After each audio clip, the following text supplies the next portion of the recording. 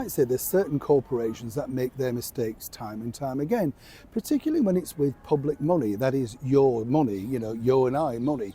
We pay for these particular companies. And when you think about it, it's not cheap, but yet they make mistake after mistake and suddenly just put it down to, well, it's the way it is. It's difficult when you're running a huge company, that sort of thing. Don't forget, of course, the recently disgraced BBC News presenter Hugh Edwards still is refusing to give back £200,000 that the BBC allegedly inadvertently paid him. And they put in a very polite request asking it to be returned. So far, though, Hugh's basically said no. So he's walked off with £200,000 of BBC licence payers' money, and there is no chance of getting that back. But when you have, of course, presenters who have caused the BBC a lot of problems over the years, so much so that the calls for him to be removed and, of course, taken off the channel really exceeded literally on social media to maximum height. But the Director General of the BBC, Tim Davie, well, he doesn't seem to want to deal with it. So much so now that even though he's often ousted as the person earning the very most at the BBC, over £1 million a year simply to present a bit of sport with Match of the Day, well, guess what? Even though the majority of the public would like to see the back of him, they're thinking about renegotiating his contract. Just at the time, of course, that the BBC are going through a terrible situation with so many people bailing out to pay their BBC licence fee, as I say, after the aforementioned Hugh Edwards. Let me explain. Hi, good to see you today. You all right? Thank you so much as ever for your time. It is odd, isn't it? You look at companies and you think, why would you do that? Now, what's interesting is Gary Lineker, the former footballer, is the resident host of Match of the Day.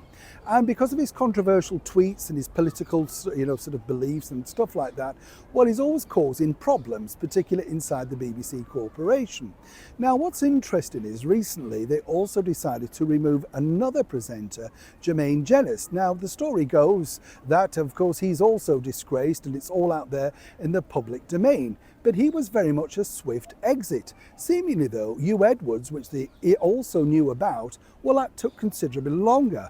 That's all apparently due to the fact that Hugh Edwards had, well, mental health issues. We heard about those in the court, didn't we? Now, back to Gary Lineker. Because, of course, of the swift removal of Jermaine Jenas, well, apparently the BBC are short on experienced sports broadcasters.